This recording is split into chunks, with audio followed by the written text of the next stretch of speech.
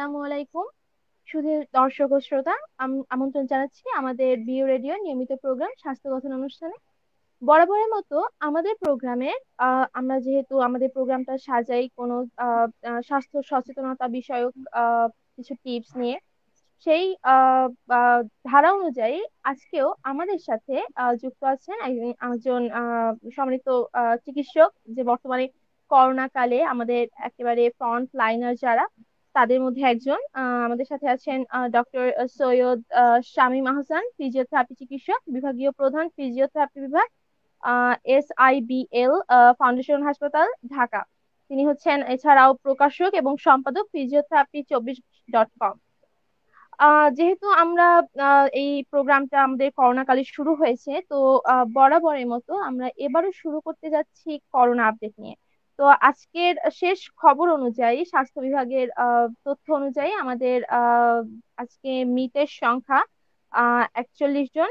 আর আজকে নমুনা সংগ্রহের সংখ্যা হচ্ছে আমাদের 12,894 জন, এবং শনাক্তের সংখ্যা হচ্ছে 3,057 জন। আমাদের এই নিয়ে বাংলাদেশে মোট মৃতের সংখ্যা হচ্ছে 2,709 জন, এবং মোট আক্রান্ত 2,10,510 জন।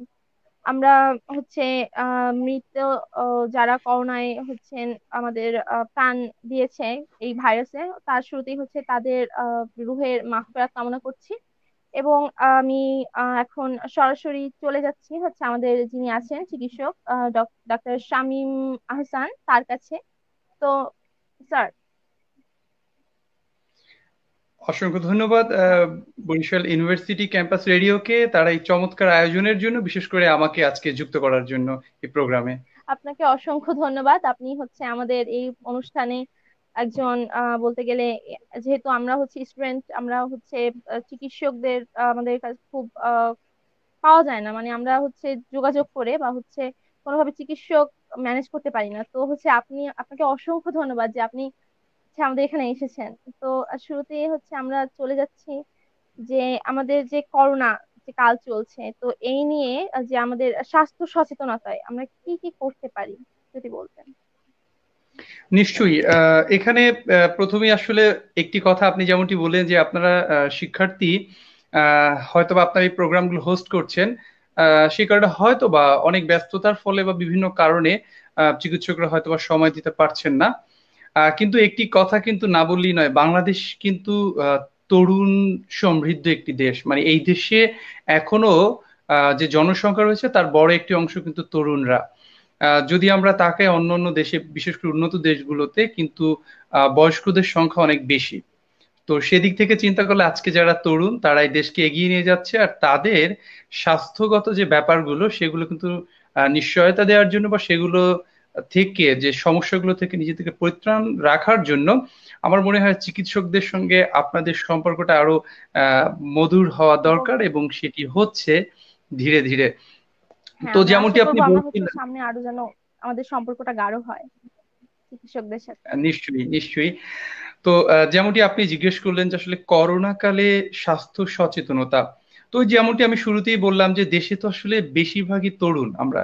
তো তরুণদের স্বাস্থ্য সচেতনতা তো অবশ্যই দরকার, কারণ তারাই দেশের ভবিষ্যৎ, তারাই দেশকে এগিয়ে নিয়ে যাবে সামনের দিকে। তো স্বাস্থ্য সচেতনতা এখন একটা হলো যে সারা জীবন আমরা তো পার করে আসছি, ধীরে ধীরে জেনারেশনের পরে জেনারেশন চলে যাচ্ছে। তো একটি জীবন ছিল, একটি সময় ছিল এই করোনা আসার আগে, তো করোনা পূর্ববর্তী জীবন। তো ওই জীবনটিতে কিন্তু আমরা এক রকমের জীবন ধারণে অভ্যস্ত ছিলাম। তখন স্বাস্থ্য সচেতনতার দিকটি হয়তো বা অনেক ক্ষেত্রে উপেক্ষিত ছিল, আমরা খুব একটা বেশি কনসেন্ট্রেশন দিতাম না এই দিকটিতে। কিন্তু এখন যখন করোনা চলে আসলো, আমরা কিন্তু এই মহামারীর এই সময়টিতে আমরা এখন অনেক বেশি কনসেন্ট্রেশন দিচ্ছি, আমরা অনেক বেশি চিন্তিত হচ্ছি যে কি করতে হবে কি করতে হবে না। তো স্বাভাবিক আমাদের যে জীবনযাপনে যখনই বাধাগ্রস্ত হতো, আমরা তখনই আসলে একজন চিকিৎসকের কাছে যেতাম যদি সেটি শারীরিক কোনো সমস্যা হতো। কিন্তু করোনাকালীন এই সময় আমাদের বিশেষ করে অনেকগুলো স্বাস্থ্যগত সাবধানতা অবলম্বন করতে হবে, যেগুলোকে বলা হচ্ছে স্বাস্থ্য বিধি। আর যেমনটি বললাম, যেহেতু আমরা তরুণদের সংখ্যা বেশি, তরুণরাই দেশকে লিড দিবে, তারা এগিয়ে নিয়ে যাবে, তাই তাদের কিন্তু সাবধান হওয়া আরো বেশি প্রয়োজন, অনেক বেশি দরকারি। তো প্রথমেই যেমনটি বললাম যে স্বাস্থ্য সাবধানতার জন্য আপনাকে যেটি করতে হবে সেটি হলো যে স্বাস্থ্য বিধিগুলো মেনে চলতে হবে। স্বাস্থ্য বিধি বলতে করোনা, করোনা জিনিসটি কি? এটি একটি ভাইরাস জনিত সমস্যা। তো এখন করোনা কিভাবে আক্রান্ত হচ্ছি আমরা, আমরা সবাই জানি করোনা আমাদের ভিতরে প্রবেশ করছে কিন্তু নাক, মুখ, চোখ, এই তিনটি দ্বারা। তো নাক, মুখ, চোখে কিভাবে করোনা চলে আসবে? প্রথম দিকে বলা হচ্ছিল যে করোনা বাতাসে ভেসে বেড়ায় না, করোনা তুলনামূলকভাবে একটু ভারী, যার ফলে মাটিতে পড়ে থাকে এবং এটা নির্দিষ্ট সময় পরে নষ্ট হয়ে যায়। তো সেহেতু যেহেতু বাতাসে ভাসে না, সেক্ষেত্রে আসলে টাচে যেতে হতো। আমরা বলতাম যে কাউকে টাচ করলে বা যে করোনা আক্রান্ত ব্যক্তি তিনি যদি হাঁচি কাশি দিয়ে থাকেন, তাহলে যে তার ড্রপলেট গুলো মানে তার যে সূক্ষ্ম সূক্ষ্ম বিন্দুগুলো বাতাসে ভেসে বেড়ায়, যেহেতু ভারী সেটি তো পড়ে যায় কিন্তু সাথে সাথে তো পড়ে যায় না। তো সেই ক্ষেত্রে মাস্ক ইউজ করতে হবে যাতে সরাসরি তার হাঁচি কাশি থেকে বের হওয়া সেই ড্রপলেট গুলো সংস্পর্শে না আসে। তারপরে বাহিরে তো সহজে প্রয়োজন না হলে যাওয়া উচিত না, আমরা যেটা জানি, এবং সেই জন্য কিন্তু একটা সময় অনেক কঠোরভাবে লকডাউনও দেওয়া হয়েছিল। কিন্তু যেহেতু অর্থসামাজিক ব্যাপারের জায়গা থেকে আমাদেরকে লকডাউনকে এখন শিথিল করা হয়েছে, কারণ জীবনকে সচল রাখতে হবে। তো সেই ক্ষেত্রে যেমনটি ওখানে সম্ভাবনা থাকে যে আমরা যদি কোথাও সেই ড্রপলেট পড়ে থাকে, করোনার জীবাণু থাকে, যেমন আমরা জানি হাতলে, স্টিলে বা ফ্লোরে কোথায় কতক্ষণ আসলে করোনার জার্ম থাকে।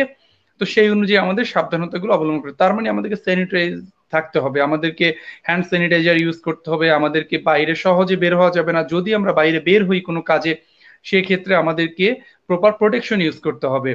মাস্ক মাস্ট বি ইউজ করতে হবে। এখন মাস্ক নিয়ে অনেকগুলো প্রশ্ন আছে যে আসলে আমরা কোন ধরনের মাস্ক ইউজ করব, আমরা কি N95 মাস্ক ইউজ করব নাকি আমরা সাধারণ মাস্ক ইউজ করব? তো সেই ক্ষেত্রে অবশ্যই সকলকে বলবো সিম্পল সার্জিক্যাল মাস্ক আমরা ইউজ করবো, তবে কোনোভাবেই এমনটা নয় যে আমরা কাপড়ের মাস্ক, কাপড়ের মাস্ক আমাদেরকে খুব একটা বেশি সাহায্য করতে পারে না, শুধুমাত্র ধুলাবালি ছাড়া। তো সেক্ষেত্রে এই ধরনের ভাইরাস থেকে নিজেদেরকে রক্ষা রাখতে হলে আমাদেরকে মিনিমাম একটি সার্জিক্যাল মাস্ক ইউজ করতে হবে। তবে K95 বা N95 মাস্ক শুধুমাত্র চিকিৎসকদের জন্য, যারা N95 বিশেষ করে যারা সরাসরি এই ধরনের পেশেন্টের সংস্পর্শে যান। এরপরে হলো আমি যে তো আহ, আমি সামান্য তো যেহেতু এটা আসলে, স্যার, জি আমি হচ্ছে প্লিজ। আপনাকে একটু কাছে জানতে চাচ্ছিলাম যে এখন তো বাজারে হচ্ছে নকল মাস্কের ছড়াছড়ি, তো আমরা আসলে সাধারণ মানুষ কিভাবে বুঝতে পারবো যে এটা হচ্ছে আসল মাস্ক নাকি নকল মাস্ক? এর এর কোনো হচ্ছে আমাদের বোঝার কোনো উপায় আছে কিনা, নর্মালি আমরা বুঝতে পারবো কিনা? এটি আসলে কিছুটা কমপ্লিকেটেড একটা কোশ্চেন, কারণ কি যে আমাদের বাজারে আমাদের আসলে এটা বলবো যে আমাদের নৈতিকতার অবক্ষয়। আমরা আসলে মানুষের জীবন নিয়ে খেলা করছি, মানুষের জীবন নিয়ে এই বিজনেস করার চেষ্টা করছি।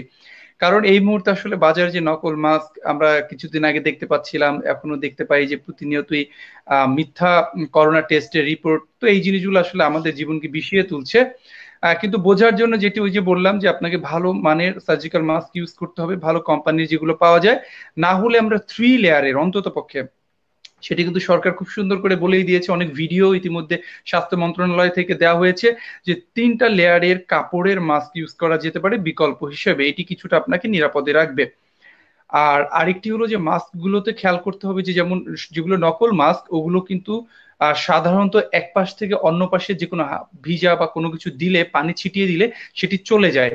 কিন্তু যেগুলো ভালো মানের অরিজিনাল সার্জিক্যাল মাস্ক সেগুলো কিন্তু এক পাশ থেকে অন্য পাশে কোনো কিছুই যায় না। তো এটি আসলে একটি মানে পরীক্ষার ক্ষেত্রে বা জানার জন্য যদি জানতে চান তাহলে জিনিসটা এরকম।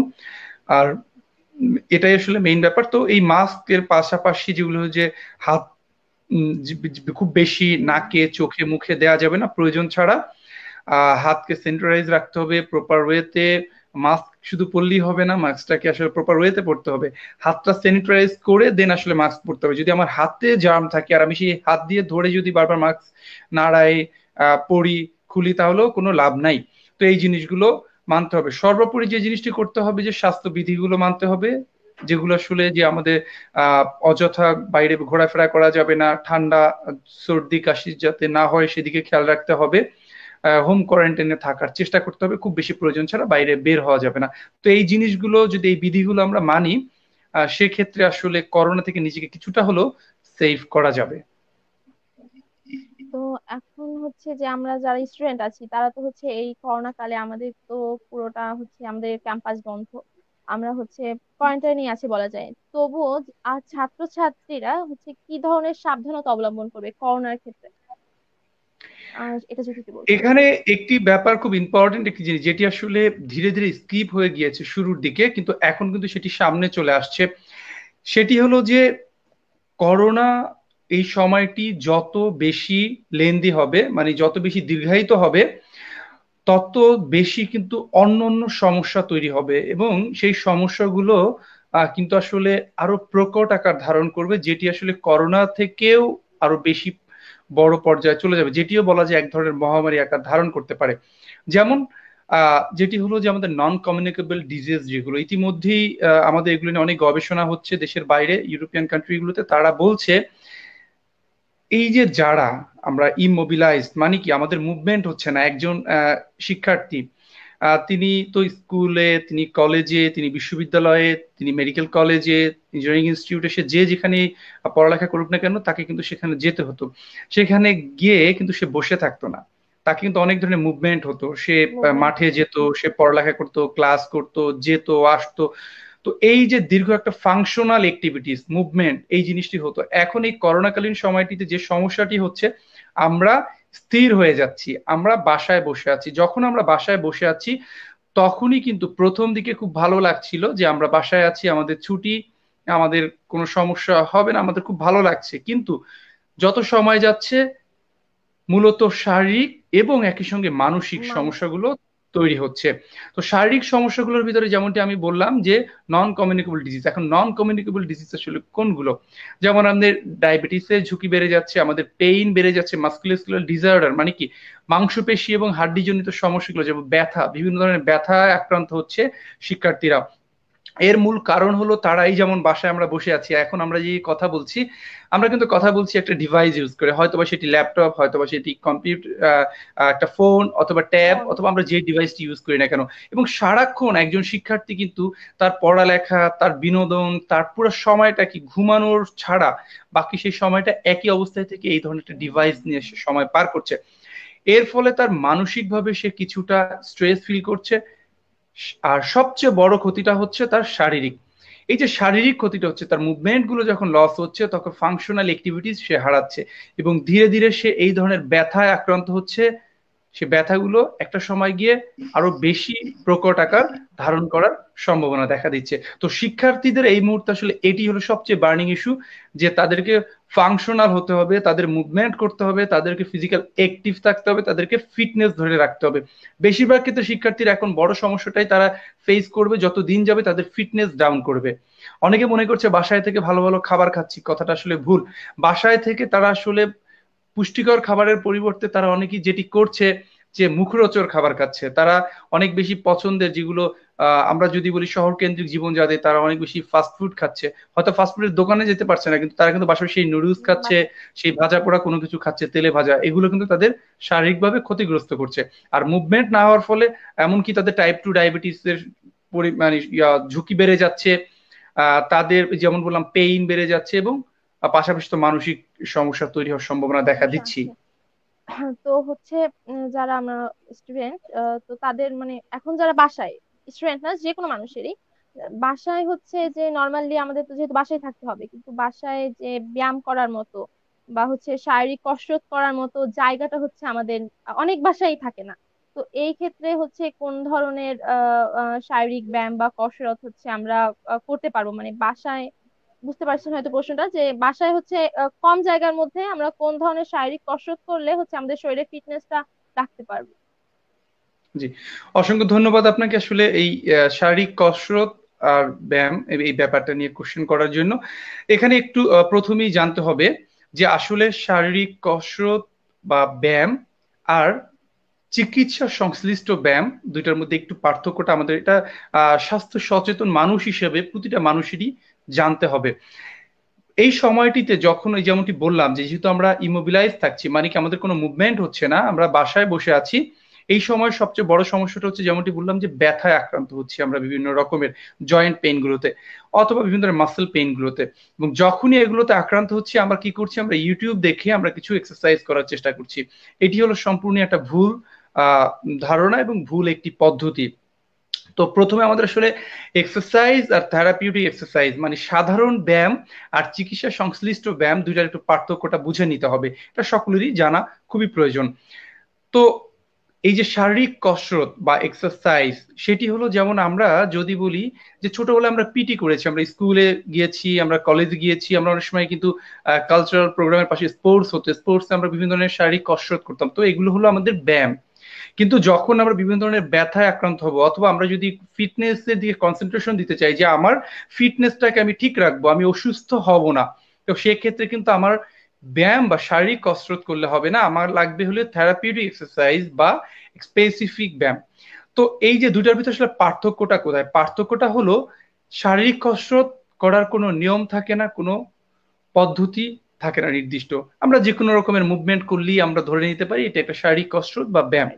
কিন্তু যেমনটি আপনি কোশ্চেন করলেন যে আমরা ফিটনেস ধরে রাখার জন্য কি এক্সারসাইজ করব বা কি ধরনের ব্যায়াম করব, আসলে সেটি আর তখন ব্যায়াম থাকছে না, সেটি হয়ে যাচ্ছে চিকিৎসা সংশ্লিষ্ট ব্যায়াম বা ফিটনেস ধরে রাখার জন্য ব্যায়াম। এবং সেটি নিশ্চয়ই একজন ফিজিক্যাল অ্যাক্টিভিটিস এক্সপার্ট চিকিৎসকের শরণাপন্ন হয়ে তাকে করাতে হবে বা তার কাছ থেকে পরামর্শ নিয়ে করাতে হবে বা করতে হবে। এরপর আসি আরেকটা খুব মজার পার্থক্য, সেটি হলো যে কোনো কেউ আমরা এক্সারসাইজ বা ব্যায়াম সম্পর্কে পরামর্শ দিতে পারি, সেটার জন্য এক্সপার্ট হওয়ার প্রয়োজন হয় না। আমরা বললেই হয় যে হ্যাঁ তুমি সাঁতার খুব ভালো ব্যায়াম, দৌড়ানো খুব ভালো ব্যায়াম, সাইকেল চালানো খুব ভালো ব্যায়াম, কিন্তু আমরা জানি না আসলে কাকে আমি সাইকেল চালাতে বলবো কাকে বলবো না, আসলে কার হাঁটু ব্যথা আছে সেই জন্য কি সাইকেল চালালে তার হাঁটু ব্যথাটা কমে যাবে নাকি বেড়ে যাবে। তো এটি হলো ব্যায়াম পরামর্শ দিতে কোনো পরামর্শদাতা হতে হয় না, যে কোনো কেউ দিতে পারে, তাকে কোনো চিকিৎসক হতে হয় না। কিন্তু যখন ফিটনেস গেইন করার জন্য তাকে কোনো এক্সারসাইজের পরামর্শ দিতে হয় তখন সেটি একজন এক্সারসাইজ এক্সপার্ট বা চিকিৎসকের কাছ থেকে নিতে হয়। আর থার্ড অন সবচেয়ে বেশি ইম্পর্টেন্ট যেটি, সেটি হলো যে এই যেমনটি আমি বলছিলাম, আমি কিন্তু বলছিলাম যে শুরু থেকেই যে ফিটনেস এবং এক্সারসাইজ, এবং বলছিলাম যে এই মুহূর্তে শিক্ষার্থীদের স্বাস্থ্যের যে ব্যাপারটি, তারা যদি এই মুহূর্তে স্বাস্থ্যের দিকে নজর না দেয় তাহলে কিন্তু যখন লকডাউন শেষ হয়ে যাবে, তারা যখন ইউনিভার্সিটিতে ব্যাক করবে তখন তারা কিন্তু আর স্বাভাবিক জীবনে সহজেই ফিরতে পারবে না, তাদের বিভিন্ন ধরনের যে বললাম শারীরিক সমস্যা জর্জরিত থাকবে, তারা ব্যথায় ভুগবে, তারা বিভিন্ন ধরনের মেন্টাল স্ট্রেসে ভুগবে। তো সেখান থেকে তাদেরকে বের করে নিয়ে আসার জন্য বা বাইরে রাখার জন্য তাকে অ্যাসেসমেন্ট করতে, মানে তাকে কিছু পরীক্ষা নিরীক্ষা করে প্রত্যেকটা মানুষের আলাদা আলাদা সমস্যা, প্রতিটা মানুষ যেরকম আলাদা বাসায় থাকে, তার বাসা আলাদা, তার সিঁড়ি আলাদা, তার খাবার দাবার আলাদা, তার জীবনযাত্রা আলাদা, তার চিন্তা আলাদা, সেরকম প্রতিটা মানুষের ফিটনেসও আলাদা। তাহলে তাকে ফিট থাকতে হলে তাকে প্রথমে চিকিৎসকের সঙ্গে কথা বলে জেনে নিতে হবে আসলে আমার এইটা এইটা সমস্যা হচ্ছে বা আমি এটা করতে চাচ্ছি, মানে আমার উদ্দেশ্য এটা। তখন তাকে কিছু অ্যাসেসমেন্ট করে, তার মানে কিছু পরীক্ষা নিরীক্ষার মাধ্যমেই তাকে সেই ব্যায়ামগুলো সিলেক্ট করতে হবে। তো এগুলো গেল একদম আমি কোর যে ব্যাপারটি বা মূল যে ব্যাপারটি, সেটি হলো যে এক্সারসাইজ যেন তেন ভাবে করলে হবে না। যদি আমরা চিন্তা করি ফিটনেস ধরে রাখার জন্য, অবশ্যই একজন এক্সারসাইজ এক্সপার্ট ফিজিওথেরাপি চিকিৎসকের পরামর্শ নিয়ে করতে হবে। আর বেসিক কিছু এক্সারসাইজ রয়েছে যেগুলো আমরা বলছি স্ট্রেচিং এক্সারসাইজ, সেটি আমরা এই মুহূর্তে বাসায় বসে করব, যেটি হলো একদম সিম্পল ব্যাপার, ফ্রি হ্যান্ড এক্সারসাইজ। আমরা প্রতিটা জয়েন্টকে যাতে নাড়াচাড়া হয়, প্রতিটা মুভমেন্ট যাতে ঠিক থাকে সেজন্য। পাশাপাশি এই মুহূর্তে সবচেয়ে বেশি গুরুত্বপূর্ণ সেটি হলো ফুসফুসের এক্সারসাইজ, যেটি করোনার এই মুহূর্তে সবচেয়ে প্রয়োজনীয়, সেটি করতে হবে। ফুসফুস এক্সারসাইজের হচ্ছে এটার কোনো মানে আলাদা নিয়ম আছে কিনা, বা হচ্ছে এটা আমরা কিভাবে করতে পারি এই সম্পর্কে যদি একটু বলতেন। এছাড়া অনেকের সমস্যা আছে যেমনটা যে ফুসফুসে তো অন্য অন্য কারো হচ্ছে স্বাভাবিক সমস্যা, মানে স্বাভাবিক না, মানে অ্যাজমা ঘটিত বা ঠান্ডা জনিত কারণে অনেকের হচ্ছে ফুসফুসের সমস্যা হয়, শ্বাস করতে সমস্যা হয়, তো এই ক্ষেত্রে কোনো থেরাপি আছে কিনা যদি বলতেন। জি, নিশ্চয়ই। তো যেমনটি আপনি বললেন যে অ্যাজমা বা ঠান্ডা জনিত সমস্যা, তো এখানে একটি জিনিস আসলে বুঝতে হবে যে যে কোনো সমস্যা আসলে কারণ কি, কারণের উপর নির্ভর করে কিন্তু আসলে চিকিৎসা হয়। এক্সারসাইজ আসলে কি ভূমিকা পালন করে এটিও একটু আমাদেরকে জেনে নিতে হবে বা একটু সামান্য জ্ঞান হলেও রাখতে হবে যে আসলে ফুসফুসে এক্সারসাইজের কার্যকারিতা কি, কি এক্সারসাইজ করব তার আগেই আমাকে জানতে হবে আসলে এক্সারসাইজ করলে কি হবে, হবে ফুসফুসের জন্য কেন আমি এক্সারসাইজ করবো, এটি আসলে একটা মানে মূল ব্যাপার আমাদের জানা দরকার, ব্যাপার। কমন প্রশ্ন। তো সেটি হলো যে আসলে এটা তো আমরা আমরা অনেকেই হচ্ছে জানতাম না। মানে আমরা শুধু জানতাম এক্সারসাইজ মানে হচ্ছে হাঁটুতে ব্যথা, কোমরে ব্যথা হলে হচ্ছে আমরা ফিজিওথেরাপি নিতে যাই বা এই ধরনের কোনো সমস্যা। কিন্তু হচ্ছে রিসেন্টলি এই ব্যাপারটা হচ্ছে নোটিস করলাম যে হচ্ছে আমাদের ফুসফুসেরও হচ্ছে ফুসফুসের জন্য হচ্ছে একটা থেরাপি আসে, যেটা হচ্ছে আমাদের ফিটনেস, শ্বাসের মেটাবলিজম হচ্ছে বৃদ্ধি করবে। তো এই জন্যই হচ্ছে প্রশ্নটা করা যে এর হচ্ছে আসলে কিভাবে আমরা কি করতে পারি। যে নিশ্চয়ই আমি আমি এক্সারসাইজটিও দেখিয়ে দিব, একটা এক্সারসাইজ অন্ততপক্ষে দেখিয়ে দিব, কারণ অনেকগুলো এক্সারসাইজ রয়েছে, যে সিঙ্গেল কোনো এক্সারসাইজ না। তো তবুও প্রথমে যেটি আসলে বুঝতে হবে যে এক্সারসাইজ আমাদেরকে কি হেল্প করে। এক্সারসাইজ আমাদের হেল্প করে যে এই যেমনটি আপনি বললেন ফুসফুসের যে সমস্যাগুলো হয়ে থাকে সেটি মূলত ফুসফুসে যদি কোনো কফ অথবা কোনো ফরেন পার্টিকেলস বা কিছু যদি জমে যায়, সবসময় সাকশন দিয়ে আসলে বের করা সম্ভব হয় না। তো এই যে এক্সট্রা কফ অথবা এক্সট্রা যে জিনিসটা জমে, এর ফলে ফুসফুসের ভিতর আমাদের থাকার কথা কি বাতাস। সেই বাতাস যেখানে থাকার কথা সেখানে বাতাস না থেকে সেখানে থাকছে আমার ভারী কোনো জিনিস, ফল। হ্যাঁ। জেলির মতো জিনিস। যখন সেটি থাকছে তখনই কি হচ্ছে, আমরা ঠিকভাবে শ্বাস নিতে পারছি না, প্রশ্বাস নিতে পারছি না। যখন শ্বাস প্রশ্বাস নিতে পারছি না তখন যেটি হচ্ছে যে আমাদের শরীরে অক্সিজেনের স্বল্পতা দেখা দিচ্ছে। আর যখন অক্সিজেনের স্বল্পতা দেখা দিচ্ছে তখনই কিন্তু আমাদের অন্যান্য শারীরিক অসারতা, অন্যান্য সমস্যাগুলো তৈরি হচ্ছে। তাহলে একদম খুব সহজ ব্যাপার, আমার ফুসফুস থেকে কফকে বের করে দিতে হবে, বা ফুসফুসে যদি পানি থাকে, অন্য কোনো সমস্যা থাকে, যেমন নিউমোনিয়াতে আমরা জানি ফুসফুসে কফ অথবা পানি অথবা অন্য কোনো কিছু জমে যেতে পারে, তো সেটিকে আমাদেরকে বের করে ফেলতে হবে। এমনকি করোনার এই সময় কিন্তু যত মানুষ মারা যায় তাদের মূল কারণটা থাকে কিন্তু যে ফুসফুসের কার্যক্ষমতা হারিয়ে তারা মারা যায়। কারণ করোনার এই মানে কোভিড-19 মূলত যে ফুসফুসের যখন কার্যক্ষমতা নষ্ট হয়ে যায়, যার এই ভাইরাসটির ফলে ওখানে যে কফটা তৈরি হয়, এই কফটা কিন্তু আপনার খুবই যেটা বলে যে লিকুইড না, কিছুটা কিছুটা আঠালো, অনেক বেশি আঠালো, যার ফলে সহজে এটা বের হয়ে আসে না। আমরা নর্মালি যেমন কাফিং করে কাশি দিয়ে আমরা বের করে ফেলতে পারি কফটা, কিন্তু আসে না। তো সেক্ষেত্রে ফিজিওথেরাপি খুবই গুরুত্বপূর্ণ ভূমিকা পালন করে কোভিড-19 ট্রিটমেন্টে।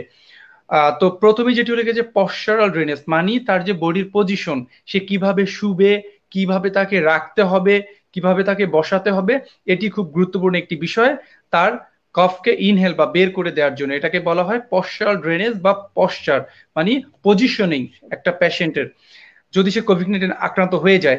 আর যদি কোভিড-19 আক্রান্ত না হয়ে যায়, সে আপনি আমি আমরা সুস্থ মানুষ, আমাদের সকলকে কনসেন্ট্রেশন দিতে হবে, সাবধান থাকতে হবে, যে যাতে আমরা আমাদের ফুসফুসটাকে স্বাভাবিক রাখি, কার্যক্ষমতাকে আমরা বাড়াতে পারি। সো বাড়ানোর জন্য আমাদেরকে করতে হবে চেস্ট ফিজিওথেরাপি। এই চেস্ট ফিজিওথেরাপির ভিতরেরই একটা অংশ বা একটা পার্ট হলো ব্রেদিং এক্সারসাইজ। তো ব্রেদিং এক্সারসাইজ আবার বেশ কয়েক ধরনের আছে। ব্রেদিং এক্সারসাইজ এক ধরনের না, দুই ধরনের না, বেশ কয়েক ধরনের ব্রেদিং এক্সারসাইজ আছে। তো এর ভিতরে খুব কমন যেটি হলো পালস স্লিপ ব্রেদিং এক্সারসাইজ, এবং ডিপ ব্রেদিং এবং ডায়াফ্রাগমেটিক ব্রেদিং, এই তিন ধরনের ব্রেদিং এক্সারসাইজ খুব বেশি ইম্পর্টেন্ট। তো আমি একটা সহজ ব্রেদিং এক্সারসাইজ শিখিয়ে দিচ্ছি, তবে একটি কথা মনে রাখতে হবে, শুধু ব্রেদিং এক্সারসাইজ করলেই হবে না, কারণ শ্বাস প্রশ্বাস নেওয়ার জন্য শুধুমাত্র আমাদের ফুসফুসেই কাজ করে না, আমাদের বুকের মাংসপেশিও কাজ করে, আমাদের চেস্ট মাংস মাসেল এবং আমাদের বোনস গুলো কিন্তু এখানে কাজ করে। যদি আমরা শুধু মনে করি যে আমরা ফুসফুসের ব্যায়ামগুলো করতে থাকলাম, ফুসফুসেই ঠিক থাকলো, আর কিছু হলো না, ব্যাপারটা এরকম না।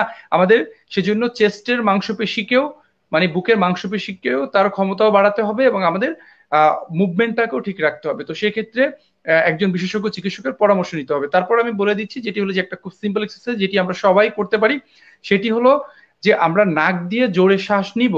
তাহলে নাক দিয়ে শ্বাস নিব 3 সেকেন্ড ধরে, এরপরে শ্বাসটা ধরে রাখবো আমি 7 সেকেন্ড, এরপরে আমি ছেড়ে দিব 4 সেকেন্ড ধরে। তো এই এক্সারসাইজটিকে অনেক সময় বলা হয় 4-3-4-7 এক্সারসাইজ, কারণ 4-7-3 এক্সারসাইজ, কারণ 4 সেকেন্ড ধরে নিবে, 7 সেকেন্ড ধরে রাখবে এবং 3 সেকেন্ড ধরে ছেড়ে দিবে। তো এভাবে করে এক্সারসাইজটা করতে পারে, সেক্ষেত্রে আসলে লাংসের ক্যাপাসিটি বাড়বে, লাংসের ফাংশনাল অ্যাক্টিভিটিস বাড়বে এবং অক্সিজেনের স্বল্পতা কিছুটা হলেও পূরণ হবে। তবে এই এক্সারসাইজ গুলো সবার জন্যই গুরুত্বপূর্ণ, সবসময় গুরুত্বপূর্ণ। এমনকি আমরা স্টুডেন্টদের জন্য বলবো যে যখন হয়তো খুব বেশি মানসিক স্ট্রেসে আসছি আমরা, পরীক্ষার সামনে খুব একটু অসহায় লাগছে বা ভালো লাগছে না, সামনে পরীক্ষা অনেক টেনশন লাগছে, সেই সময় কিন্তু আমরা চাইলে এই এক্সারসাইজ গুলো করতে পারি। তখন আসলে আমাদের বডিতে অক্সিজেন লেভেল বেড়ে যাবে এবং আমাদের কিছুটা স্ট্রেস ফ্রি আমরা ফিল করি, এবং এটি আমরা প্রতি 2 ঘন্টা 1.5 ঘন্টা পর পর বেশ 4 থেকে 5 বার করে আমরা করতে পারি। সেক্ষেত্রে কোনো সমস্যা তৈরি হবে না। তবে কারো যদি ব্রেদিং ডিফিকাল্টিস মানে কোনো ধরনের শ্বাস প্রশ্বাসজনিত সমস্যা তৈরি হয়, তাহলে অবশ্যই একজন চিকিৎসকের পরামর্শ নিতে হবে। আরেকটা প্রশ্ন ছিল হচ্ছে যারা করোনা আক্রান্ত মানে বাসায় বসে চিকিৎসা নিচ্ছে, তাদের জন্য কি কোনো হচ্ছে এরকম ব্রেথিং ব্যায়াম যেটাকে আপনি বলি সেটা আছে কিনা? মানে না, তারা হচ্ছে নিশ্চয়ই। এই তাদের জন্য নর্মালি তারা এটা নিবে নাকি হচ্ছে তাদের জন্য আলাদা কিছু আছে? জি, জি। না, সেক্ষেত্রে তো অবশ্যই যেমনটি আমি বললাম যে সবাইকেই করতে হবে, কিন্তু যিনি ইতিমধ্যে করোনায় আক্রান্ত হয়ে গেছেন তাকে কিন্তু ফার্স্ট তার ডিউটিটা হলো তাকে কিন্তু হোম কোয়ারেন্টাইনে চলে যাওয়া, একদম আইসোলেশনে চলে যাওয়া, নিজেকে নিজের ঘরের ভিতর বন্দি করে ফেলতে হবে, এক কথায় গৃহবন্দী। তো এরপরে হলো যেটি ব্যাপার সেটি হলো যদি তার সিমটোমেটিক ট্রিটমেন্ট আমরা বলে থাকি, যেহেতু করোনার এখনো কোনো ঔষধ বা কোনো কিছু আবিষ্কার হয়নি, সবকিছু গবেষণালব্ধ, তাই তাকে আসলে সিমটোমেটিক মানে যদি জ্বর হয়, যদি কাশি থাকে, অন্যান্য সমস্যা থাকে, মাসেল পেইন থাকে, প্রতিটার জন্য আলাদা আলাদা চিকিৎসকের সঙ্গে কথা বলে ওই পরামর্শ অনুযায়ী তাকে ট্রিটমেন্ট নিতে হবে। গেল। আর তৃতীয়ত খুব বেশি যেদিকে খেয়াল রাখতে হবে সেটি হচ্ছে ব্রেদিং ডিফিকাল্টিস মানে শ্বাস প্রশ্বাস জনিত কোনো সমস্যা তৈরি হচ্ছে কিনা। তো যদি সেটি তৈরি হয়ে যায় তাহলে কিন্তু তাকে এমন হতে পারে যে অক্সিজেন দেওয়া লাগতে পারে, তো সেটিও, এবং তাকে সবসময় অক্সিজেন লেভেল কত আছে এটা কিন্তু মনিটরিং করতে হবে। কারণ যদি এমন হয় যে 95 বিলো তার অক্সিজেন নেমে যায়, তাকে কিন্তু সাথে সাথে হসপিটালাইজ করতে হবে বা হাসপাতালে নিয়ে যেতে হবে। তো এগুলো খেয়াল রাখতে হবে। আর এক্সারসাইজের ক্ষেত্রে যেটি করতে হবে যে অবশ্যই তাকে ব্রেদিং এক্সারসাইজ করতে হবে। শোয়ার ক্ষেত্রে বেশ কিছু পজিশন আছে, সেগুলো আসলে এভাবে দেখানো সম্ভব না, বাট একজন চিকিৎসকের পরামর্শ নিশ্চয়ই নিতে হবে। ফিজিওথেরাপি চিকিৎসকের পরামর্শ নিয়ে সে কিভাবে শুবে এটি খুব ইম্পর্টেন্ট, কারণ শোয়ার উপর নির্ভর করে কিন্তু তার লাংসের উপরে আসলে বা ফুসফুসের উপরে ওই কফ বা এই যে ব্যাপারটা কতটা প্রেসার ক্রিয়েট করছে এবং সেটি কতটা রিলিফ হচ্ছে সেটি কিন্তু নির্ভর করে, কিন্তু এর উপর নির্ভর করে আসলে তৈরি হচ্ছে সে কি কতটা বেশি শ্বাসকষ্টে আক্রান্ত হওয়ার সম্ভাবনা তার তৈরি হচ্ছে। তো এই জন্য তাকে আসলে সিমটোমেটিক ট্রিটমেন্ট আমরা এটি বলছি যে একজন চিকিৎসকের পরামর্শ নিয়ে, একজন ফিজিশিয়ানের পরামর্শ নিয়ে তাকে ঔষধ খেতে হবে, একজন ফিজিওথেরাপি চিকিৎসকের পরামর্শ নিয়ে তাকে এক্সারসাইজ এবং রিহ্যাবিলিটেশনটাকে সম্পূর্ণ ফুলফিল করতে হবে। তাহলে আসলে সে আরো বেশি খারাপ পর্যায়ে যাওয়ার আগেই সে সুস্থ হয়ে যাওয়ার সম্ভাবনা তৈরি হবে এবং সে সুস্থ হয়ে যেতে পারবে। আচ্ছা, ধন্যবাদ। আচ্ছা স্যার, আমাদের কিছু প্রশ্ন আছে যে কমেন্ট বক্সে, তো কয়েকজনের প্রশ্ন ছিল সেগুলো হচ্ছে বলে নিচ্ছি। এনকে তীর্থ উনি প্রশ্ন করেছেন ফিজিওথেরাপি এবং ইয়োগার মধ্যে আসল পার্থক্য কতটুকু? সরি, আমি আসলে প্রশ্নটা বুঝতে পারিনি। আচ্ছা, ফিজিওথেরাপি এবং হচ্ছে আমরা যেটা ইয়োগা বলি, এর মধ্যে আসল পার্থক্য কতটুকু? ওকে। তো আহ, এখানে একটা মজার ব্যাপার হলো কি, physiotherapy is a pure medical science এবং একজন ফিজিওথেরাপি চিকিৎসককে তাকে মেডিকেল গ্রাজুয়েশন করে আসতে হয়। তার মানে অন্যান্য চিকিৎসকদের মতোই, মানে যেমন আমরা সাধারণত চিকিৎসক কাদেরকে বলি, যারা মেডিকেল কলেজ থেকে বা মেডিকেল ইনস্টিটিউট থেকে গ্রাজুয়েট করে মানে চিকিৎসা বিজ্ঞানে স্নাতক ও স্নাতকোত্তর করে যারা আসে তাদেরকে আমরা চিকিৎসক বলি বাংলাদেশের আইন এবং সংবিধান অনুযায়ী। ঠিক তাই একজন ফিজিওথেরাপি চিকিৎসক অন্যান্য চিকিৎসকদের মতোই এইচএসসি করে মেডিকেল কলেজ বা ফিজিওথেরাপি কলেজ থেকে তারা গ্রাজুয়েশন করে আসে। তো সেক্ষেত্রে একজন ফিজিওথেরাপি চিকিৎসক, একজন মেডিসিন বা সাধারণ ফিজিশিয়ান আর এমবিবিএস চিকিৎসক এবং একজন দাঁতের চিকিৎসক বা ডেন্টিস্ট, তারা আসলে চিকিৎসক। আর ইয়োগা বেসিক্যালি একটা ট্রেডিশনাল ট্রিটমেন্ট, আর এটাকে আসলে ঠিক ট্রিটমেন্টও বলা যায় না, ট্রেডিশনাল ওয়ে, যেটি আসলে যেমন আমরা যদি এভাবে বলি, আমাদের দেশে কিন্তু অনেক ট্রেডিশনাল ট্রিটমেন্ট আছে, যেমন অনেক সময় আমরা দেখি পাতা দিয়ে ট্রিটমেন্ট করা, বা গ্রামে গেলে আমরা আমাদের দাদি বা নানিদের কাছ থেকে অনেক ধরনের পরামর্শ পাই। তো টোটকা। এটাকে কি খুব একটা বেশি সাইন্টিফিক বলা যায় না, বাট নিশ্চয়ই সেটি ট্রেডিশনাল এবং সেটির উপকারিতা আছে, সেটি প্রচলন রয়েছে, এবং এ কারণেই তো সেক্ষেত্রে ইয়োগা মাস্ট বি একটি ইফেক্টিভ জিনিস, but this is not pure medical science. এবং একজন ইয়োগা ইনস্ট্রাক্টর বেসিক্যালি ওনারা ইয়োগার উপরে কিছুটা স্টাডি করে আসেন, এবং ইয়োগার ক্ষেত্রে আমি যতটুকু জানি এটি ওরকম কোনো যেটা বলা হয় যে এডুকেশনাল ব্যাকগ্রাউন্ড বা মানে ইয়োগার উপরে কোনো কলেজ, ইয়োগার উপরে কোনো মেডিকেল ইনস্টিটিউট বা ইয়োগার উপরে কোনো কিছু আছে কিনা বা আমার আসলে এরকম জানা নেই। তবে must be it traditional way, এবং কিছু কিছু ক্ষেত্রে ইয়োগা মাস্ট বি কাজ করে।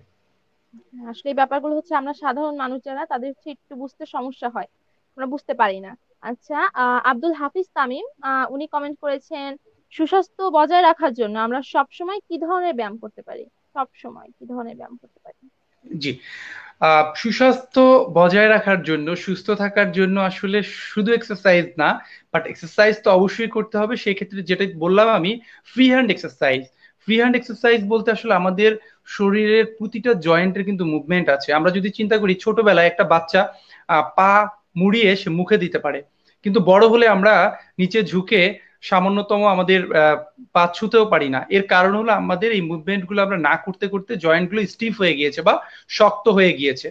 তো যেটি করতে হবে সুস্থ থাকার জন্য, আমাদের মুভমেন্ট গুলো সচল রাখার জন্য আমাদেরকে ফ্রি হ্যান্ড এক্সারসাইজ করতে হবে, আমাদের স্ট্রেচিং করতে হবে এবং আমাদের ফিট থাকতে হবে। তো এই ফ্রি হ্যান্ড এক্সারসাইজ বা স্ট্রেচিং বলতে আসলে একদম সোজা কথা যে আমাদের পিটি যে এক্সারসাইজ গুলো রয়েছে শুধু সেটিই না, এর সঙ্গে আরো ধরনের প্রতিটা জয়েন্টে কিছু মুভমেন্ট রয়েছে। ফ্রি হ্যান্ড এক্সারসাইজ লিখে আপনারা হয়তো বা গুগলে সার্চ করলে কিছু এক্সারসাইজ পাবেন। তবে একটি কথা মনে রাখতে হবে যে যে কোনো এক্সারসাইজ করার আগে আপনাকে আসলে একটু একজন এক্সপার্টের কনসার্ন নিয়ে নিতে হবে। বিকজ অনেক সময় যেটি হয় যে ইয়ংরা এক্সারসাইজের প্রতি ঝুঁকে গিয়ে তারা অনেক সময় জিমে চলে যায়। এখন জিমের ইনস্ট্রাক্টর যারা, একটা কথা মনে রাখতে হবে যে তারা কিন্তু কোনো চিকিৎসক না, তারা জানেন না যে আসলে একজন ব্যক্তির কত কেজি ওয়েট গ্রাজুয়ালি কোন বয়সে কত হাইট থাকলে কিভাবে থাকলে নিতে হয়। তো যেহেতু তারা মেডিকেল ব্যাকগ্রাউন্ড না, তারা করতে করতে বা এক্সারসাইজ করতে করতে তারা আসলে কিছুটা অভিজ্ঞতা হয়। তো সেক্ষেত্রে অনেক সময় আমাদের কাছে অনেক পেশেন্ট আছে যাদের আসলে এই ধরনের ওভার ওয়েট লিফটিং, মানে খুব দ্রুত সেই সালমান খান বা ঋত্বিক রোশনের মতো বডি বানাতে গিয়ে তারা আসলে সারা জীবনের জন্য পঙ্গু হয়ে যান বা তারা আসলে ফ্র্যাকচার করে নিয়ে আসেন। তো সেই জন্য যে কোনো এক্সারসাইজ অথবা যে কোনো জিম অথবা যে কোনো কিছু করার আগে নিশ্চয়ই একজন এক্সপার্ট চিকিৎসকের পরামর্শ নিয়ে তারপর আপনাকে করতে হবে, এবং তিনি আসলে সিলেক্ট করে দিবেন আপনার জন্য কি কি এক্সারসাইজ করতে হবে এবং কিভাবে করতে হবে। কারণ আসলে এটি কিছু মানে এরকম কোনো গ্রসলি বলার কিছু নাই যে জ্বর হলেই নাপা খান মানে তাই বলে সবাই নাপা খাবেন। তো ব্যাপারটা এরকম যে প্রতিটা মানুষকে আলাদাভাবে অ্যাসেসমেন্ট করে দেন আসলে ডিসিশন দিতে হয় যে আপনি আসলে কোন ধরনের এক্সারসাইজ গুলো করা উচিত না। তারপরও ফ্রি হ্যান্ড এক্সারসাইজ আপনি যদি মনে করেন যে না আমি করবো, সেক্ষেত্রে কিছু ফ্রি হ্যান্ড এক্সারসাইজ আপনি করতে পারেন। তবে নিশ্চয়ই কোনো ইকুইপমেন্টস অথবা কোনো ডিভাইস দিয়ে কোনো এক্সারসাইজ নিজে থেকে না করাই ভালো। আমরা অবশ্যই এটা হচ্ছে মাথায় রাখতে হবে যে আমরা কোনো ফিজিওথেরাপিস্টের বা কোনো চিকিৎসকের পরামর্শ ছাড়া হচ্ছে কোনো ধরনের ব্যায়াম আমরা করতে যাব না। কারণ সব কিছু সকলের সাথে খাপ খায় না, এবং তার শরীর অনুযায়ী অবশ্যই তাকে ব্যায়াম বা শারীরিক কসরত সেটা সিলেক্ট করতে হবে। তো আরেকজনের কমেন্ট আছে যে আমরা বর্তমানে যেটাকে N95 মাস্ক ব্যবহার করি সেটা 100 টাকার কম। আসলে এগুলো আসলেই N95 মাস্ক কিনা, এটা আমরা ব্যবহার করতে পারি কিনা?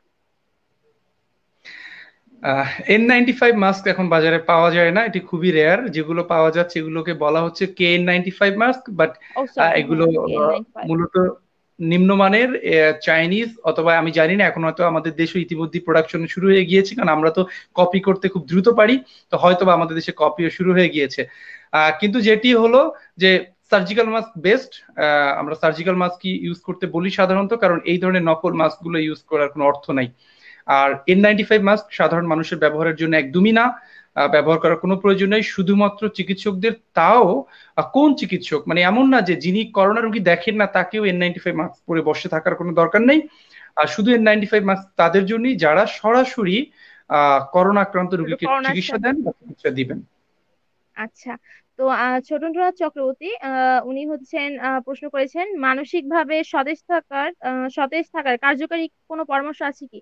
তিনি হচ্ছেন বই পড়েন, মুভি দেখেন, তবে এর বাদেও ভিন্নধর্মী কোনো পরামর্শ যদি থাকে তবে। আহ, আপনি বেশ দুটি ভালো কাজ করছেন, ঠিক আছে। তবে মানসিক ভাবে বলতে আমরা সবসময় বলছি বি পজিটিভ, আপনাকে পজিটিভ থটের ভিতর দিয়ে যেতে হবে। এখন আপনি মুভি দেখছেন কিন্তু দেখা গেল যে আপনি শুধু হরর মুভি দেখে বেড়াচ্ছেন, আপনি খুব অ্যাকশন মুভি দেখে বেড়াচ্ছেন, আপনি মেন্টালি ডিস্টার্ব হয়ে যাবেন। আবার আপনি বই পড়ছেন কিন্তু আপনি হয়তোবা একই ধাঁচের একই ধরনের বই পড়ছেন, এটা কিন্তু আপনার মেন্টালি আপনাকে ডিস্টার্ব করবে। তো সেই ক্ষেত্রে আসলে আমাদের একই কাজ কখনোই একটানা করা যাবে না। আমরা আমাদের কিছুটা রুটিনে চেঞ্জ নিয়ে আসতে হবে। যেমন একই কাজ একটানা 30 মিনিট বা 40 মিনিট বসে করা ঠিক না, অন্তত একটা পজ দিতে হবে, একটু উঠে হাঁটাচলা করা দরকার, মুভমেন্ট করা দরকার, মিনিমাম 30 মিনিটস পর হলেও একবার মুভমেন্ট করা উচিত। আর আরেকটি হলো যে আমাদের এই মুহূর্তে যে জিনিসটি সবচেয়ে মেন্টাল ডিস্টারবেন্স তৈরি করতে পারে যে একই ধরনের কাজ করা। তো সেক্ষেত্রে যেটি বললাম যে আপনার পরিবারের সঙ্গে সময় কাটাতে পারেন। আহ আপনার অনেক শখ ছিল হয়তো, বা যেমন অনেকেই থাকে হয়তো বা কেউ গিটার বাজাতে পছন্দ করতো, সে সময় হয়নি, সুযোগ হয়নি গিটার শেখার। তো এই মুহূর্তে আপনি হয়তো ইউটিউব দেখে ঘেটে ঘেটে আপনি একটা গিটার কালেক্ট করে আপনি প্র্যাকটিস করতে পারেন। আপনি হয়তো গান করার শখ ছিল, আপনি ট্রাই করতে পারেন এখন গান করার। এর অর্থ হলো যে আপনার ক্রিয়েটিভিটি বা আপনার যে ইচ্ছা, আপনার যে ভালো লাগা, এই জিনিসগুলোকে একটু প্রাধান্য দিন। তাহলে দেখবেন যে আসলে সুন্দর সময় কাটবে এবং আপনার ভিতরে এই যে বোরিং যে ব্যাপারটা এবং মেন্টাল ডিস্টারবেন্সটা আসবে না। তাহলে আপনি আসলে মানসিক প্রেশার মুক্ত থাকতে পারবেন। আচ্ছা, শ্রোতা বন্ধুরা, আপনারা আমাদের সাথেই থাকুন। আমরা আপনাদের পরবর্তী প্রশ্নগুলোর উত্তর অবশ্যই দিব। তবে এখন আমাদের যে আমরা সাধারণ কিছু প্রশ্ন যেগুলো আমাদের জানা দরকার সেগুলো জানিয়ে দিচ্ছি, কিন্তু অবশ্যই আমাদের সাথে থাকবেন। আমরা আপনার প্রশ্নের উত্তরগুলো, কমেন্টের উত্তরগুলো দিব। তো স্যার, আমাদের একটা প্রশ্ন ছিল, যেটা মাথা ব্যথা, যেটা যে স্টুডেন্টদের ক্ষেত্রে বেশিরভাগই এটা হয় যে মাথা ব্যথা। তো এই সময় মাথা ব্যথা কখনো কখনো ওষুধ খেলে কমে যাচ্ছে, আবার কখনো কমছে না, আবার অনেকের দেখা যাচ্ছে যে মাইগ্রেনের সমস্যা আছে। তো এই ধরনের সমস্যার ক্ষেত্রে, মাথা ব্যথার ক্ষেত্রে, আমরা কোন ধরনের ফিজিক্যাল থেরাপি বা ফিজিওথেরাপি নিতে পারি বাসায় বসে, যেটা আমরা নিতে পারবো মানে এই সময়টাতে? না, নিশ্চয়ই। এই যে যেমনটি আমি কিন্তু বলছিলাম যে ইতিমধ্যেই যে আপনাকে যে কোনো সমস্যা সেটি, হ্যাঁ, এখন ফিজিওথেরাপি আসলে কি কাজ করে বা কি ধরনের প্রবলেম গুলো নিয়ে কাজ করে, চিকিৎসা বিজ্ঞান কিন্তু এখন অনেক বেশি ক্লাসিফাইড। ক্লাসিফাইড কিরকম, নিশ্চয়ই কেউ দাঁতের সমস্যা নিয়ে একজন মেডিসিন বিশেষজ্ঞের কাছে চলে যায় না। দাঁতের সমস্যা নিয়ে দন্ত বিশেষজ্ঞের কাছেই যেতে হবে। হয়তোবা প্রথমে না বুঝতে পেরে ব্যথা হচ্ছে সেজন্য হয়তো মেডিসিন বিশেষজ্ঞের কাছে যেতে পারে, কিন্তু উনি যখন দেখবেন এই ব্যথাটার উৎস আসলে মাসলে না বা এটা অন্য কিছু না, আপনার দাঁতের সমস্যার কারণে, তখন কিন্তু দন্ত বিশেষজ্ঞের কাছেই পাঠাবেন। ঠিক তেমন আসলে ফিজিওথেরাপি চিকিৎসক আসলে কিন্তু সবকিছু নিয়ে কাজ করেন না, তারা নির্দিষ্ট কিছু জিনিস নিয়ে কাজ করেন, বাট সেটি প্রেসক্রাইব কিছু ব্যাপার। আবার সবকিছুতেই ফিজিওথেরাপির কিছুটা রোল রয়েছে। তো মাথা ব্যথার আসলে অনেক কারণ থাকে। মাথা ব্যথা আসলে নিজে কোনো সমস্যা না, যেরকম আমরা বলি ব্যথা বা পেইন, পেইন নিজে কোনো সমস্যা না। পেইন নিজে প্রোটেক্টিভ মেকানিজম বা এটি একটি অ্যালার্ম। যে কোনো ব্যথা আমাদেরকে জানান দেয় যে তোমার ভিতরে কোনো একটা সমস্যা তৈরি হচ্ছে বা তোমার ভিতরে একটা সমস্যা হয়েছে, তুমি চিকিৎসকের কাছে যাও, তোমার চিকিৎসা প্রয়োজন। আর তাই যখনই মাথা ব্যথা হবে, যদি আপনার এমন হয় যে আপনার ডায়াগনোজ ইতিমধ্যেই আপনি জানেন যে এটি আপনার মাইগ্রেনের সমস্যা আছে, তাহলে নিশ্চয়ই মাইগ্রেনের জন্য যে ঔষধগুলো আপনাকে সেগুলো ফলো করতে হবে, সেই মেডিকেশনগুলো নিতে হবে। পাশাপাশি আপনাকে কিছু অ্যাওয়ারনেস, মানে আপনাকে সরাসরি ফ্যানের নিচে থাকা যাবে না, এসির নিচে থাকা যাবে না। আপনাকে যেটি করতে হবে যে নর্মাল একটা এনভায়রনমেন্টে থাকতে হবে, খুব বেশি গরমে থাকা যাবে না, খুব বেশি ঘেমে গেলে আপনার ব্যথা বেড়ে যাবে, অথবা খুব বেশি ঠান্ডায় থাকলে আপনার ব্যথা বেড়ে যাবে। আবার এমন যদি হয় যে না, আপনার কোনো ট্রমাটিক স্টোরি আছে, আপনি কোনো আগে আঘাত পেয়েছিলেন, শেখার তারপর থেকে আপনার আসলে মাথায় ব্যথা হচ্ছে বা কিছু, সেক্ষেত্রে নিশ্চয়ই আপনাকে যেটি করতে হবে, একজন চিকিৎসকের, বিশেষ করে নিউরোলজিস্টের পরামর্শ নিয়ে হয়তো একটা সিটি স্ক্যান করে আপনাকে দেখতে হবে যে কোনো ধরনের ট্রমাটিক কোনো কিছু রয়েছে কিনা।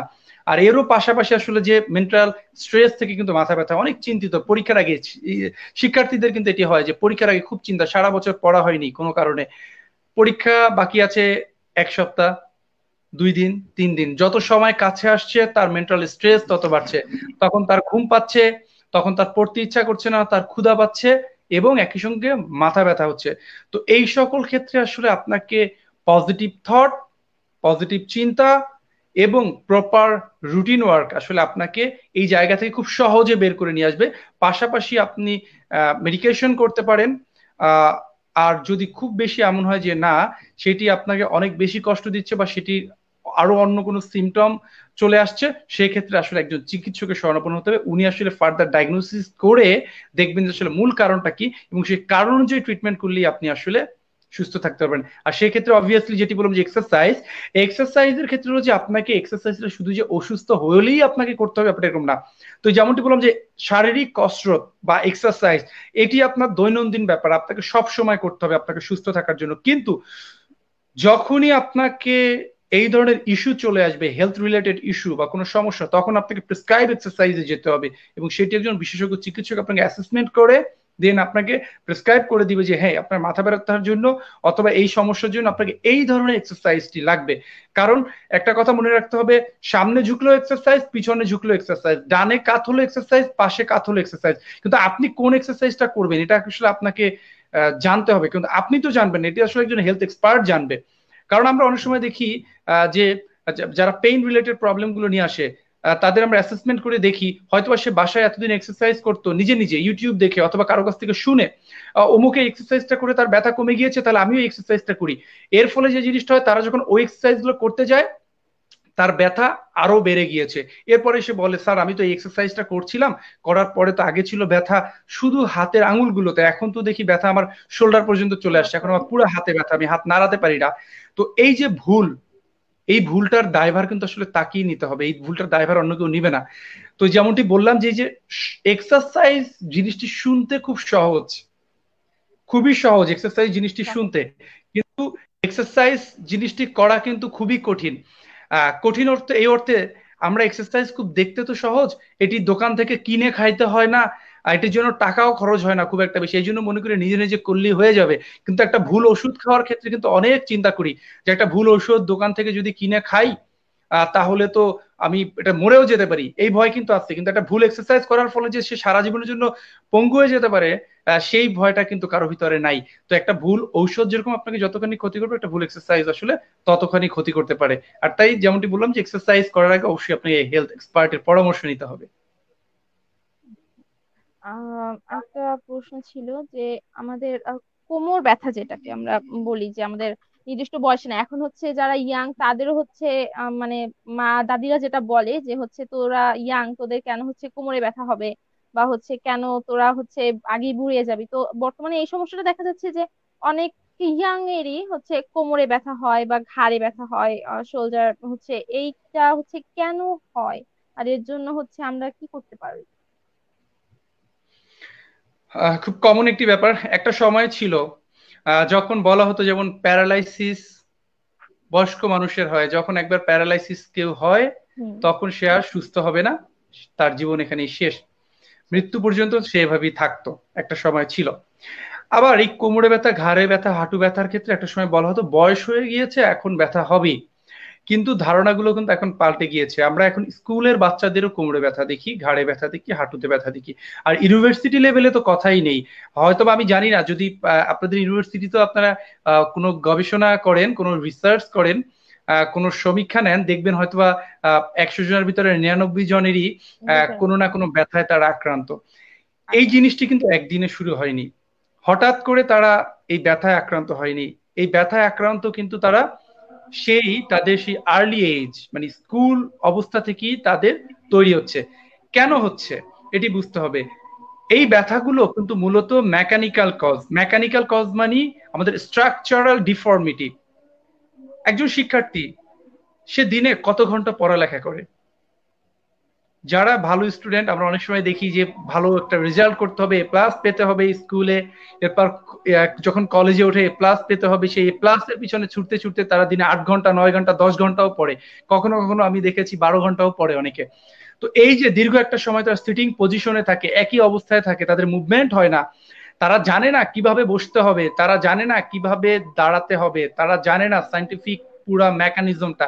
আগে নানি দাদি তারা তো এই যে এসে তারা দৌড়াতো, তারা মাঠে খেলতো, তারা মুভমেন্ট করতো, এর ফলে তাদের এই ব্যথাগুলো হতো না। কিন্তু আজকে আমাদের এই জেনারেশন আমরা বসে থাকি, আমরা ডেস্ক ওয়ার্ক করি, আমরা সারাক্ষণ পড়ি, আর এই পড়ার ফলে আমাদের স্ট্রাকচারাল ডিফর্মিটি হয়, মানে আমাদের যে মেরুদণ্ডের যে নর্মাল স্ট্রাকচার বা শেপ, যেটি আসলে কাঠামো আমাদের সৃষ্টিকর্তা দিয়েছেন, আমরা সেই কাঠামোটাকে নষ্ট করে ফেলি। সেই কাঠামোটাকে যখন সমস্যা তৈরি হয় তখনই ব্যথা শুরু হয়, নার্ভে প্রেসার দেয়, এই নার্ভের প্রেসার থেকে ব্যথা তৈরি হয়। এবং এই জন্য আসলে school going, university going, college going শিক্ষার্থীদের এই ব্যথার পরিমাণ এখন অনেক অনেক বেশি। তো এটি থেকে পরিত্রাণের উপায় কি? পরিত্রাণের উপায়ের জন্যই কিন্তু যে মেকানিক্যাল কারেকশন। এখন পরিত্রাণের উপায় আমরা সহজে যেটি খুঁজে নেই সেটি হলো যে সহজ কনসেপ্ট, ক্ষুধা লেগেছে, খুব ক্ষুধা পেয়েছে, আমরা একটা বিরিয়ানির দোকানে গিয়ে বিরিয়ানি খেয়ে নিব, কিন্তু আমরা কখনো ভাবি না ওই বিরিয়ানিটা কি হাইজিনিক কিনা। ওই বিরিয়ানিটা আমার শরীরকে কি আসলে ক্ষুধা নিবারণ করতেছে নাকি ওটা আমাকে আরো ক্ষতি করছে। ঠিক তেমন যখনই ব্যথা হয় তখনই আমরা চিন্তা করি যে আমরা ব্যথার ঔষধ খাবো। ব্যথার ঔষধ আমাকে কি করছে, ঠিক বিরিয়ানির মতোই সামান্যতম আমাকে ওই সময়টা থেকে ব্যথা থেকে মুক্ত রাখছে, মুক্তি দিচ্ছে, কিন্তু সে আমাকে সমস্যা থেকে বের করছে না। ব্যথার ওষুধ হলো আমাকে ওই মুহূর্তে টেম্পোরারি আমার পেইনটাকে কমিয়ে দিচ্ছে, মানে অনুভূতিটাকে কমিয়ে দিচ্ছে। যখন অনুভূতি কমে যায় তখন আমরা আসলে বুঝতে পারি না আমার ব্যথা আর আছে কিনা, আমরা মনে করি ভালো হয়ে গিয়েছি। এবং শিক্ষার্থীদের ক্ষেত্রে এই সমস্যাটাই সবচেয়ে বেশি হয়, তারা ব্যথার ওষুধ খেয়ে ব্যথা কমিয়ে রাখে, কমিয়ে রাখতে রাখতে যখন তারা এই ইউনিভার্সিটি লাইফ শেষ করে জব লাইফে চলে যায়, তখন তারা যখন 35-40 কাছাকাছি এইজ চলে যায় তখন তারা আসলে বেড রিডেন হয়ে যায়। অনেকেই, অনেকের স্ট্রোকের ঝুঁকি বেড়ে যায়, অনেকে হাইপার টেনশন হয়, অনেকের ডায়াবেটিসে ভোগে, শুধুমাত্র এই অভ্যাসজনিত সমস্যাগুলো থেকে যে ব্যথা শুরু হয় সেখান থেকেই ধীরে ধীরে তাদের এই সমস্যাগুলো তৈরি হয়। তাহলে এগুলো থেকে পরিত্রাণের উপায় কি? পরিত্রাণের উপায় খুবই সহজ, খুবই সহজ একটি ব্যাপার, সেটি হলো কি যে সেলফ এডুকেশন। মানে আমাদেরকে জানতে হবে যে আসলে কেন সমস্যা হচ্ছে, এরপরে জানার পরে দ্বিতীয় কাজ, আর সেটি জানাবে কে? জানাবে একজন ফিজিওথেরাপি চিকিৎসক। সেই চিকিৎসক যখন আপনাকে জানাবে বা তার কাছ থেকে যখন জানতে পারবেন, তখন তিনি আপনাকে, যখন আপনার এই সমস্যাটা আছে সেটি যখন ডায়াগনোসিস করে দিবে, তখন তিনি আপনাকে এক্সারসাইজ প্রেসক্রাইব করবে। যে এক্সারসাইজ গুলো, যে ফিজিওথেরাপি গুলো শুধু এক্সারসাইজ না, সেখানে হয়তো আরো ইলেকট্রোথেরাপি, সেখানে আরো অনেক কিছু প্রয়োজন হতে পারে, সেগুলো যখন দেয়। এবং সবচেয়ে বড় কথা, যেমনটি বললাম, সেলফ এডুকেশন, মানে আপনাকে শিখতে হবে আপনার চেয়ারটা কেমন হবে, আপনার কতক্ষণ বসবেন, কিভাবে বসবেন। বিশেষ করে মেয়েদের ক্ষেত্রে হাই হিল পরা যাবে কিনা, আপনার জুতার হাইটটা কি হবে, ছেলেদের ক্ষেত্রে উঁচু মানি ব্যাগ রাখা যাবে কিনা, আপনি যে চেয়ার টেবিলে বসে থাকে সেই চেয়ার টেবিলটা কিভাবে হবে, আপনার ঘাড়ে যে ব্যাগটা নিবেন সেই ব্যাগটা কি এক পাশে নিবেন নাকি দুই পাশে নিবেন, ব্যাগের ওয়েট কিভাবে ডিস্ট্রিবিউশন হওয়া উচিত। এই জিনিসগুলো সম্পর্কে যখন আপনারা জানতে পারবেন, যখন আপনারা এডুকেটেড হবেন, এবং পাশাপাশি এই এই যে স্পোর্টস ইনজুরি খুব কমন একটি ব্যাপার, বিশেষ করে ছেলেরা ইউনিভার্সিটি লাইফে স্পোর্টস ইনজুরি হয় তাদের অনেক বেশি যখন খেলাধুলা করে তারা। তো এই জিনিসগুলো থেকে যখন আসলে সচেতন হতে পারবেন, পাশাপাশি প্রপার ট্রিটমেন্ট নিতে পারবেন, তখন আসলে এই ব্যথা থেকে মুক্ত হতে পারবেন। আর ব্যথার মূল কারণ স্ট্রাকচারাল ড্যামেজ, আর স্ট্রাকচারাল ড্যামেজ এই আমাদের অভ্যাসজনিত কারণে হয়। এই অভ্যাসগুলোকে যদি আমরা পরিবর্তন করতে পারি, আর যদি আমরা সঠিক জিনিসগুলো জানতে পারি, তাহলেই আসলে আমরা সুস্থ হতে পারবো। ধন্যবাদ।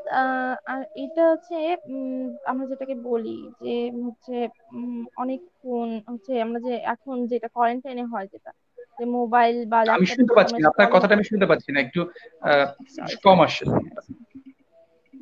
যে হচ্ছে আমাদের বর্তমানে যেটা হচ্ছে যে আহ আমরা হচ্ছে যে ওষুধ খেয়ে যেটা কমাই দিচ্ছি, এক্ষেত্রে আসলে আমরা ওষুধ না খেলে হচ্ছে, যেহেতু আমরা স্টুডেন্ট, ওষুধ না খেয়ে হচ্ছে ইনস্ট্যান্ট আমাদের যদি না কমে তাহলে হচ্ছে আমাদের হচ্ছে স্টাডিতে হ্যাম্পার হয় বা আমাদের রেগুলার কাজে হ্যাম্পার হয়। আমরা তো বাঙালি হচ্ছে, যদি জ্ঞানও থাকে তাও হচ্ছে আমরা সেটাকে প্রয়োগ করি না বা জানার চেষ্টা করি না। এই জন্য হচ্ছে আমরা কি বলবো, কিছুই হচ্ছে আমাদের করার নেই। তো আরেকটা প্রশ্ন ছিল, সেটা হচ্ছে যে যে খেলতে গিয়ে যে ব্যথাটা, তো এই ব্যথাটার ক্ষেত্রে আমরা ইনস্ট্যান্ট যারা পাই, মানে ওই সময় আমরা তাৎক্ষণিক কি ব্যবস্থা নিতে পারি, বা এই থেকে তো কিভাবে আমরা হচ্ছে পরিত্রাণ পেতে পারি?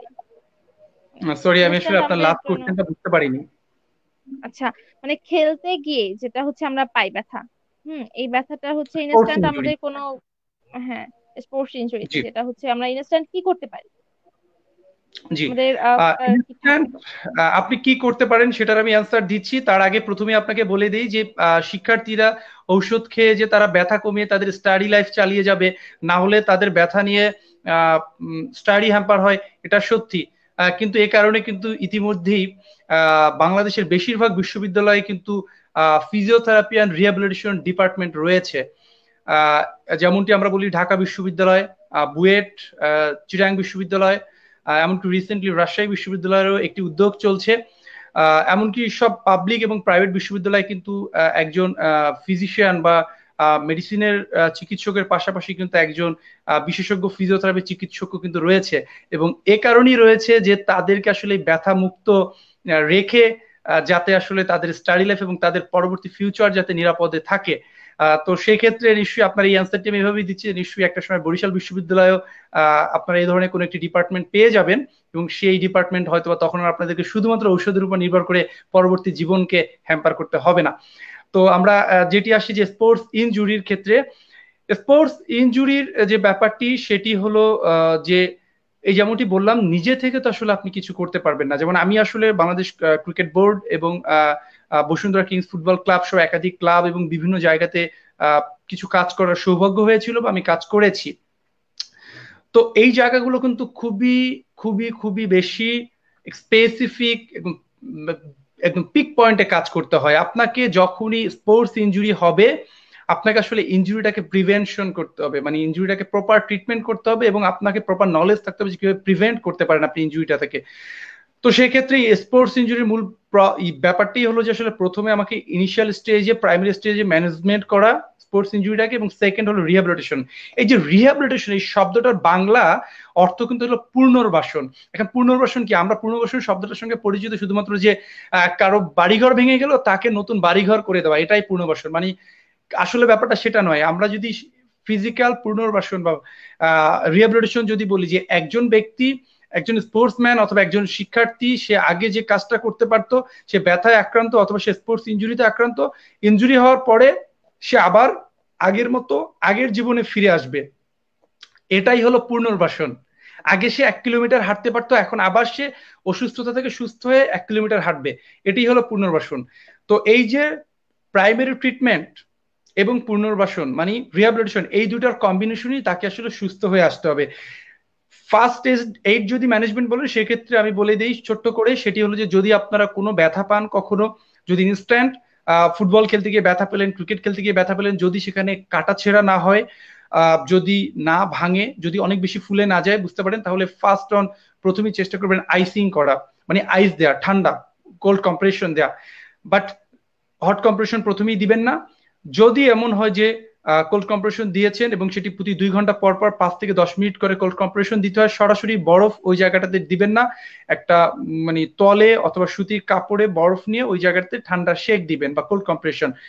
এরপরে যদি ব্যথাটা দীর্ঘদিন থাকে, 1 সপ্তাহ 3-4 দিন হয়ে যায়, 1 সপ্তাহ থাকে, সেক্ষেত্রে হট কম্প্রেশন দিতে পারেন। যদি ওই জায়গাটা ফুলা থাকে, যদি মুভমেন্টের সমস্যা হয়, সেক্ষেত্রে আর দেরি না করে দ্রুত একজন চিকিৎসকের শরণাপন্ন হবেন। বাট সর্বোপরি যে জিনিসটি করতে হবে আপনাকে, যে যদি সামান্য মাস্কুলার পেইন হয়, আপনি কোল্ড কম্প্রেশন দিবেন ইনস্ট্যান্ট ব্যথা পাওয়ার সাথে সাথে, এবং ট্রাই করবেন ওই জায়গাটা, যেটি আমরা ভুল করি, অনেক বেশি মালিশ করি, তেল মালিশ করি, এটা করি ওটা করি, এগুলো একদম করা যাবে না। এগুলো করলে ব্যথা আরো বেড়ে যাবে।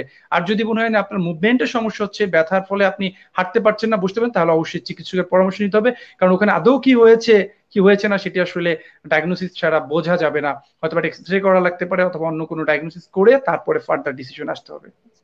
উত্তরটা হচ্ছে আমরা হচ্ছে বুঝতে পার পেরেছি হয়তো আমাদের শ্রোতা বন্ধুরা। আমার একটা ব্যক্তিগত প্রশ্ন ছিল, যেটা হচ্ছে আমরা হচ্ছে এই যে পেইন হলেই আমরা হচ্ছে যেটা ওষুধের পরিবর্তে যেটা হচ্ছে বাম যেটাকে বলি, যেটা লাগাই, আসলে এটা শরীরের জন্য বা স্বাস্থ্যের জন্য কতটুকু হচ্ছে কার্যকারী, বা এর হচ্ছে কোনো সাইড এফেক্ট আছে কিনা, মানে এটা ব্যবহার করলে আমাদের কোনো কোনো সমস্যা হবে কিনা? জি, যেমনটি আপনি বললেন যে আসলে বাম একটা সময় ছিল, বামের খুব প্রচলন। এখন হ্যাঁ, যেমন আপনার মুভ অথবা জেল, হ্যাঁ, বিভিন্ন ধরনের আহ, এই জেল গুলো এখন মানুষ খুব বেশি ইউজ করে। একটা কথা হলো যে এগুলো হলো টেম্পোরারি রিলিফ দেয়।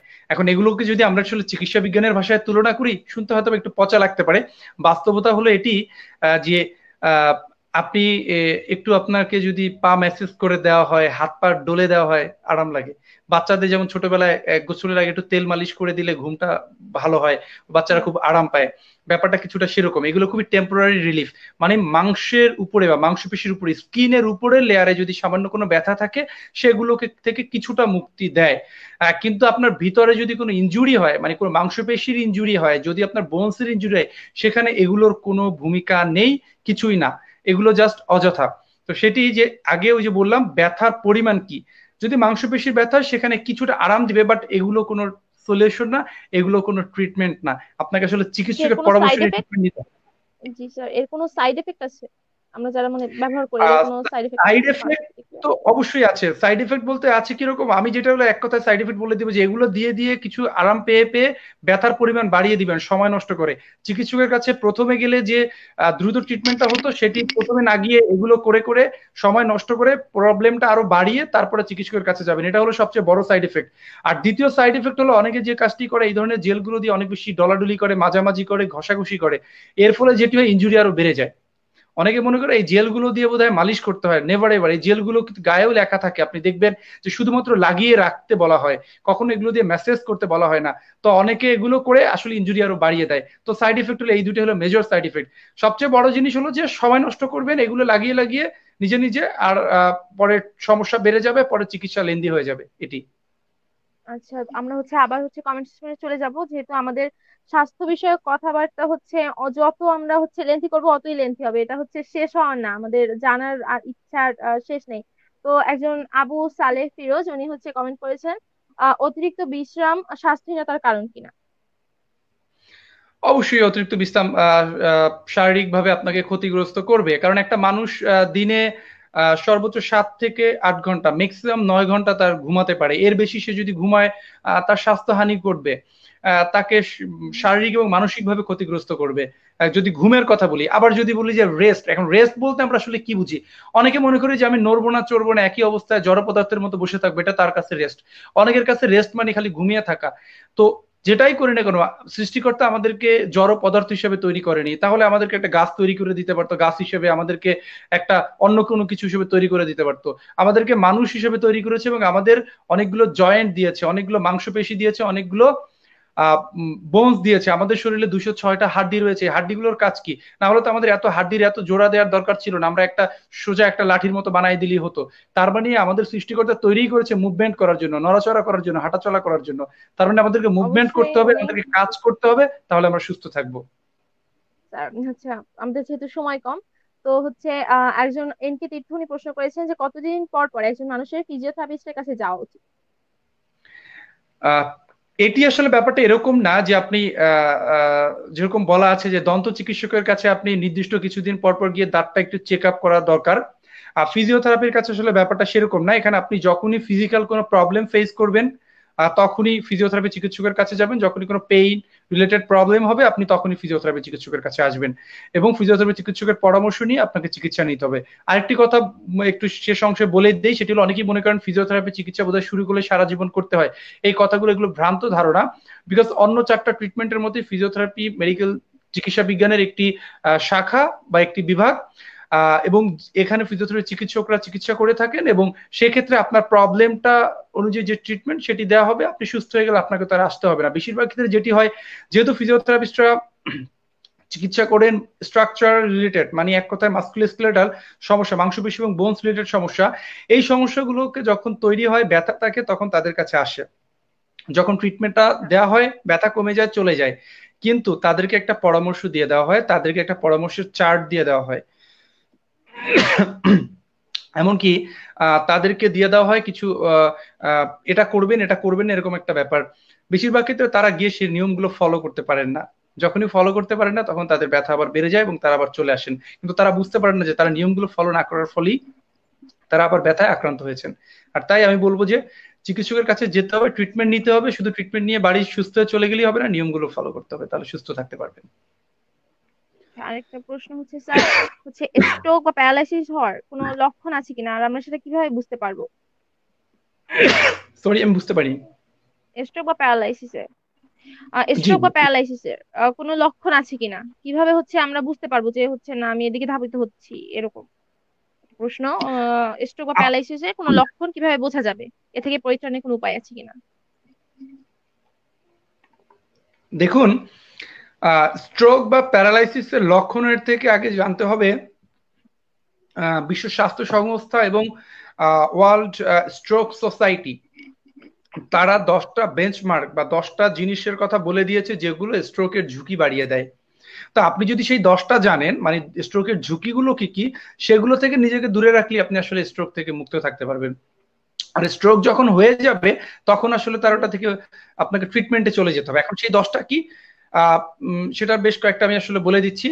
প্রথমত আসলে যে আমাদের শিক্ষার্থীদের জন্য যেটি সবচেয়ে মূল, রাত না জাগা, পুষ্টিকর পরিমিত খাবার, পর্যাপ্ত তারপরে ফিজিক্যাল অ্যাক্টিভিটিস বা এক্সারসাইজ, এরপরে মেন্টাল স্ট্রেস থেকে দূরে থাকা বা মানসিক যে সমস্যাগুলো বা মানসিক চাপ থেকে নিজেকে দূরে রাখা, প্রফুল্ল থাকা, এগুলো যখন আপনি ঠিক রাখতে পারবেন তখন আপনি হাইপার টেনশন হবে না। হাইপার টেনশন মানে উচ্চ রক্তচাপ, স্ট্রোকের ঝুঁকি বাড়িয়ে দেয়। ডায়াবেটিস থাকলে স্ট্রোকের ঝুঁকি বাড়িয়ে দেয়। বয়সের সাথে সাথে স্ট্রোকের ঝুঁকি বাড়ে।